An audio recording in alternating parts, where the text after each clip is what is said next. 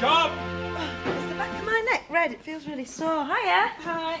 Yeah, you've caught the sun. Oh, a navvy's tan to go in my navvy's muscles. Well, hope you've got a navvy's appetite. I have. Oh, that smells beautiful. Oh, there you go. This came, second post. Help yourself. Ooh. It's from Andy. He's having a great time on the new farm. And a photo. Oh. Well, considering all the aggro at school, his writing's not half bad. Oh, that's his dad's. Now, you see the cross at the bottom? That's his dad's. Dangerous things, educated women, Jack. Yeah, tell me about it. I'll stick it up here, shall I? Where we can see it. Much easier than living with the real thing, eh? Must be true what they say about absence making the heart grow fonder. Could you pass the bread, please, Rachel? Thank you. Is she in? I brought the menus for tonight. Who? Kim. Only the duck looked very fatty, so I've changed the main course to seafood instead. Oh, I had a piece of haddock in for tonight. She never said she was eating out. Still, it'll keep. Leave them on the table and I'll make sure she gets them. She's eating here tonight. Dinner for two. I'm cooking. You're here, Dee. Why didn't you call me? Well, she said she's cooking the dinner tonight. That's right. Why, you should have asked. It's no trouble. You've done enough. Come through, Dee. Thank you. What about James? Has he got a babysitter? The new nanny's due at 6. Oh. I don't get too attached. She's only temporary till Sophie gets back. As I say, you've done enough. There was something. Oh? Has Roy got a suit? I need someone to serve the drinks. Am I keeping you up? Oh, mind, you must have had about an hour's sleep. You shall attend this morning. Don't try and deny it. Gary Fletcher from maintenance saw you when he was doing the guttering. What, Fletcher the lecturer? I bet he said I had no clothes on either. No, he said you were snoring and dribbling out the corner of your mouth. Get lost. Can you tell me where Mill Cottage is, please? I'm looking for Rachel Tate. She'll be at work. She helps out at Emmerdale Farm. Up Connaughton Road. That's the old one. It's a new farm you want. Up Skipdale Road for about 3 miles and turn left after the bus stop. Right, thanks. You nearly right there. About Gary. He said you had no drawers on. Ugh.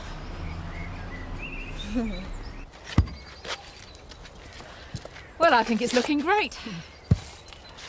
Tony? Oh, no imagination, I'm afraid, and even less patience. You're just like one of the kids. Wants it all done yesterday. The impossible we can manage. Miracles take a little bit longer. Oh, I've had some thoughts about the kitchen if you are interested. Oh, right. Hey, Billy Whiz. Just take it easy. No sense making work for yourself. Hey, it's got to be done sometime.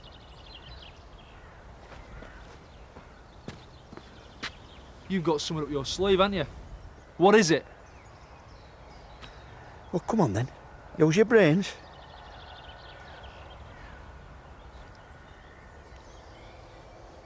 Well, it's not a white rabbit, is it?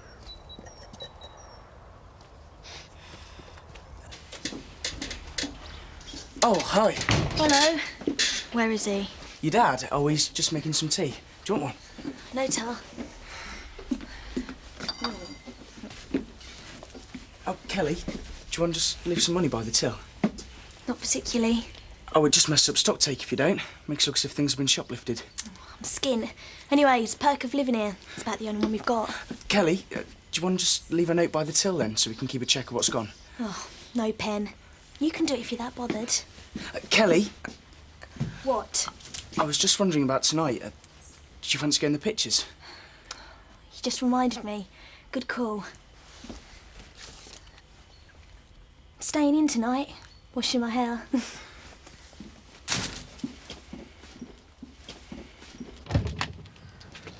Hello. Excuse me, I'm looking for Rachel Tate. I'm afraid they're not here. They're working up at the barn this afternoon. Do you know when they'll be back? I expect about 5-ish. Is there any way of getting a message to her? Look, I'm up from Sheffield, see. Well, I suppose we could walk up there. Oh, it can wait, you know, till the job's finished. No. I'll pay for the materials now and the labour when you're finished. Monday. Are you sure? Positive. Oh, well, I'll come back then. Maybe we could have a chat about some other work. Have a nice weekend. We will. You and all. Bye then.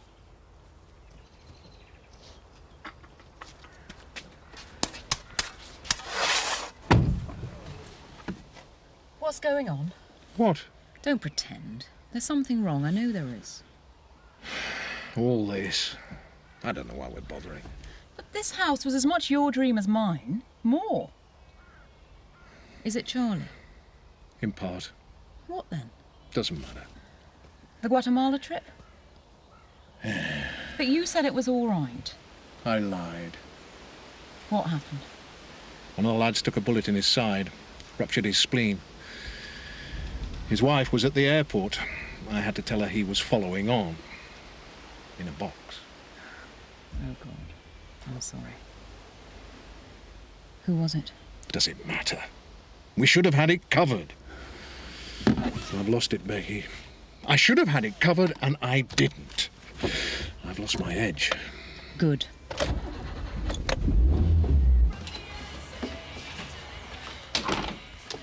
Hi. Hi.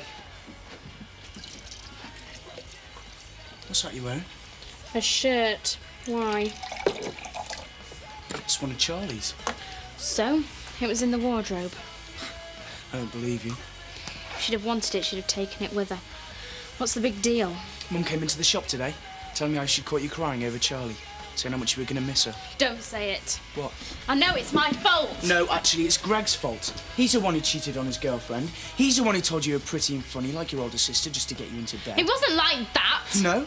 He's got a gorgeous little daughter and he's never lifted a finger for her. And you've never said a word against him. How much was it worth? What? This job. Don't be crass. Double glazing for the house. A holiday for the wife and kids. You did have kids, I presume. 2. Well, I bet they'd rather have their dad. That's what I thought when you drove off to the airport. What if he doesn't come back? Will that nice patio in York Stone be any compensation? It's not just about work, it's about me. Soldier first, husband and father second. Well, maybe that's wrong. Maybe if you stop thinking about being a soldier and start thinking about your family, you might find out what makes you tick. Imagine Dad sorting it out or sending the lads round to do it for him. Yeah, but it's so unfair. Mum and Dad think Charlie's gone to jib because she hates him. Telling them the truth won't make her come back. I wish it would. I'd rather have her here hating me and ignoring me than halfway around the world. So would I. I wanted Joey to grow up to be like her, not me. Tissue, quick.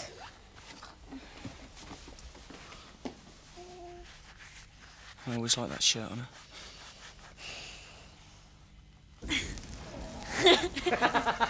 You could at least give me a hand. It's a better laugh watching. You? Come on, let's help you. Hiya.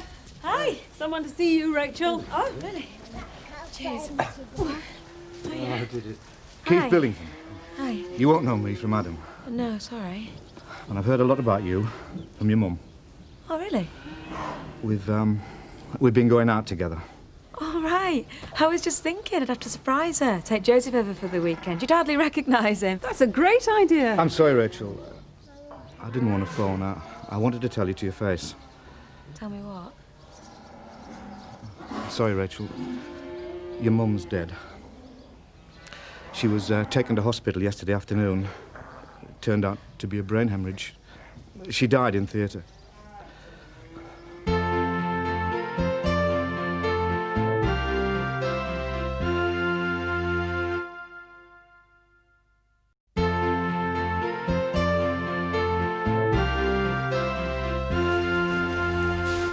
I'll take Joseph back.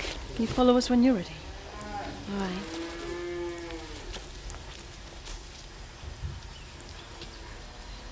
How did you meet? I have a shop in Walkley, fruit and veg and that. She used to come in every week. We just got chatting. She was right cagey to start with. Took a long time to get to know her. She never used to be like that. It was... Well, she changed. She told me about prison. I think she thought I'd run a mile. Well, these things happen, don't they? You never know what's round the corner. No. That was another part of her life. She was a different woman altogether. Right, quiet, modest. That's what I liked about her. She'd do art for anyone. I thought you might like this. It's Joseph. I sent this to her the week he was born. She kept it in her purse. Did you speak much about him? A bit. Look, I've never believed all that stuff about people pulling together in a crisis. I found that out when my wife died. What did she say? No, she loved you all right. She just accepted the fact that you weren't going to be close. I think perhaps it suited her. Well, she'd lost your dad, Joe, Mark. You'd want to keep people at arm's length after that. It must have been hard for you. That was her way. Controlled. She hardly ever had a drink. Oh, a glass of wine maybe on a special occasion, but very controlled, very gentle. She were a lady.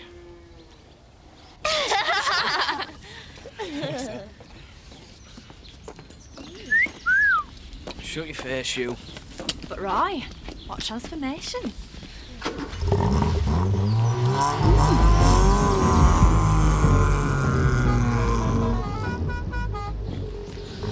Should have given me first refusal. Who's the lucky lady then? Kim Tate. Forget it, Lynn. She's even more of a slapper than you are. Is it business or pleasure? Don't know, just have to play it by ear, I guess. You're trying to make me jealous, aren't you? No, I'm just sick of you two winding me up all the time, that's all. Slam forgot that night you stood me up, you know, just to be with her. Why do you let me make it up to you? Ow.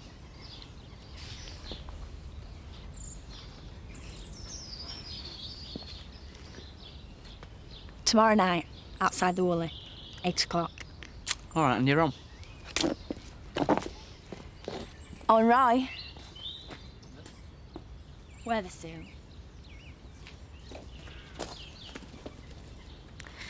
Excellent. You get a good view of the wall pack from Donna's room. I'll bring my camera. We should have a bet. See how long it takes for him to suss he's been stood up. Who's standing him up? I think he's cute.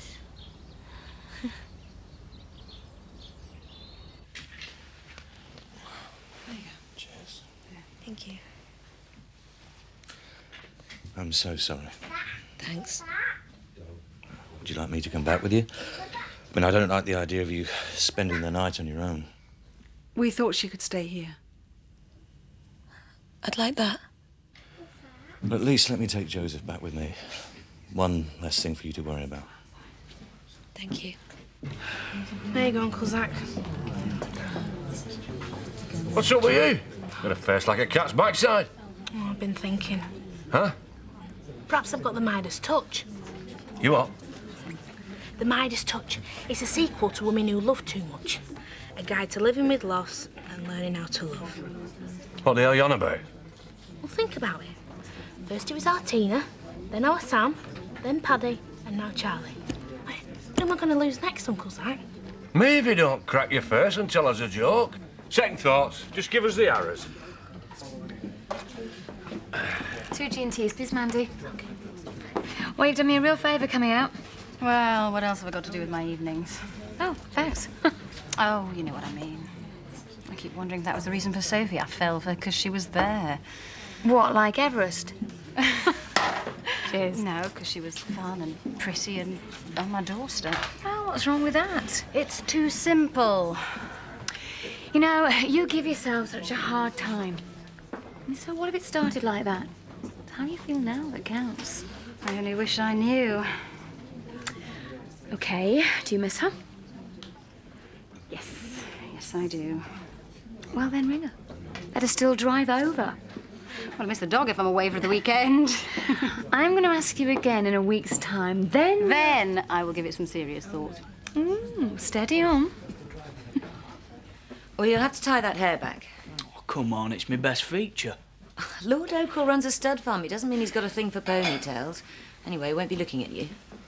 I don't really think this is for me, Kim. I'll just end up probably making a mess of it or something. You'll be fine. What if I spill gravy down his neck? Impossible. There's no gravy on the menu. I don't know, lobster sauce or whatever it is. All right, an extra £1 an hour. What happened to overtime, Bon? It's discretionary. Besides, you're working for me tonight, not Tate Holdings. I get it, so it's like one rule for one lot. And another rule for you. So what do you say? All right. But if he starts getting snot with me, I'm just going to walk straight He out. won't get snotty. He's a perfect gent.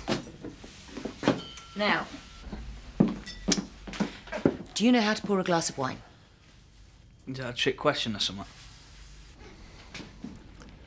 Thanks. That Keith seemed like a nice bloke. Were they living together? It didn't sound like it. What's going to happen about the funeral? Well, he said he'd do most of the arranging, but I'll have to give him a hand.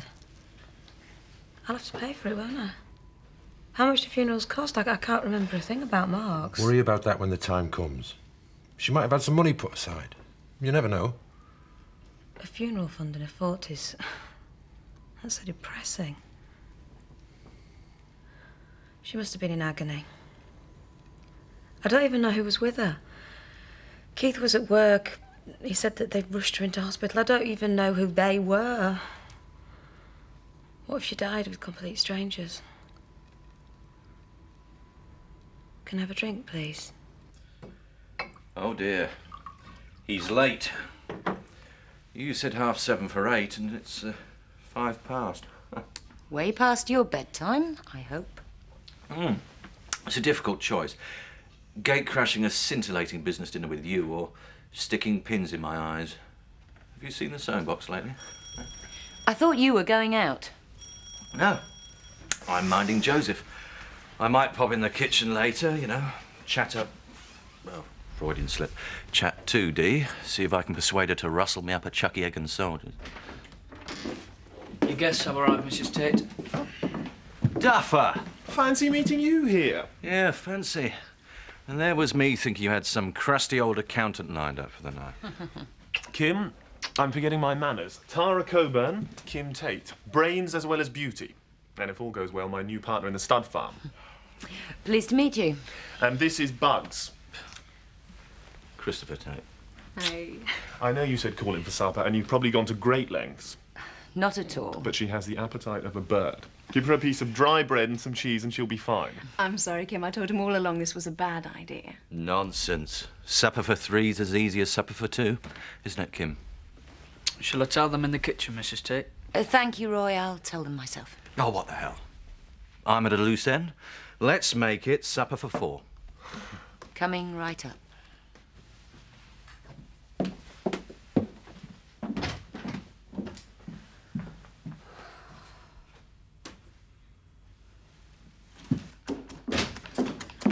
Smarmy, two-faced little runt on wheels. I'm going to spit in his soup. What's the matter, Mrs. Tate? Lord Oakall's brought some silly blonde bimbo with him, and now Chris has decided to join the party too. Dinner for 4?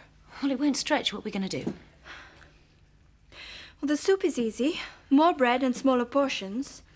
OK, but what about the main? Relax, Mrs. Tate. It's bad manners of your guests, but we will cope. Are you sure? You will not be disgraced. Thank you. I'll send Roy in straight away. It was different with Mark. He was in my life one minute and gone from it the next. The pain, it was almost physical. I couldn't bear to be in rooms that he'd been in only days before. You keep expecting them to walk back through the door. Yeah. Yeah, I'd catch his scent on things like a cushion, a towel, a pair of sweaty socks. I think I'll go up now. Do you mind? No, I'll be following you shortly. Night. Night, love. But with my mum, it's different. She wasn't part of my life. And although I feel really bad about it now, when I think about her being dead, it only registers in here. Yeah, that's what it was like with Joe. But then there's the funeral to get through. That brings it home to you like nothing else. You know, she had friends. She made a new life for herself. I have to admire her for doing it. Yeah. The way that Keith described her. Quiet, modest, controlled. I don't remember her like that. You remember how thick the walls were in that house? We could still hear the rows. She was a feisty beggar when it suited. That's where you get it from. Yeah, but she changed. Knocking over Pete Whiteley and going to jail. It tamed her. Life tamed her. Does it always have to be like that? Well, that makes me sad. I don't want a tame life, Jack. It's a lovely house. Did you design it all yourself? I suppose so. With a little help from the professionals. And Daddy's millions. We're so restricted at home. All that dreary antique furniture, it limits what you can do. I'm sure. What happened to dear Steve tonight? I thought he'd been on your little scheme. He was busy. I cannot believe you are contemplating a partnership with this guy. I mean, this guy could have the pennies off a dead man's eyes. Kim, I've been most remiss tonight. The food was fantastic. You've been a wonderful hostess. And we haven't exchanged a word about the business in hand. No, we haven't, have we? Let's meet up again. Tomorrow. Just the two of us. Well, if you're sure. Somewhere we won't be distracted. That's if Tara doesn't mind. Why should she? Oh, if I can't trust him now, I wouldn't be marrying him. I didn't even know you were engaged. It's not like you to hide your light under a bushel. In the family for centuries, I suppose. How did you guess? I was a big fish in this village. Had a brain, a big gob, future. You're 26 years old, for goodness sake. Don't write yourself off. And then friends and relatives, husbands, they've all just dropped off one by one. The only constant thing is you. I always will be.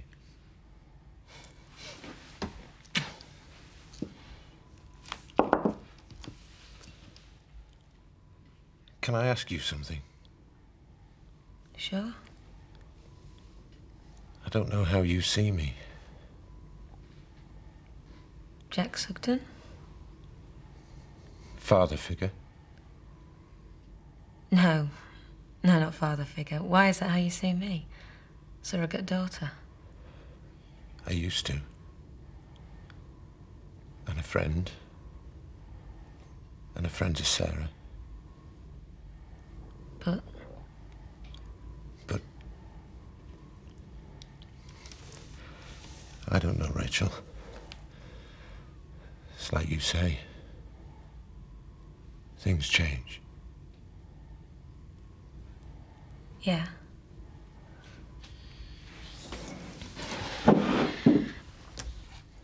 Night, Jack. Night, love.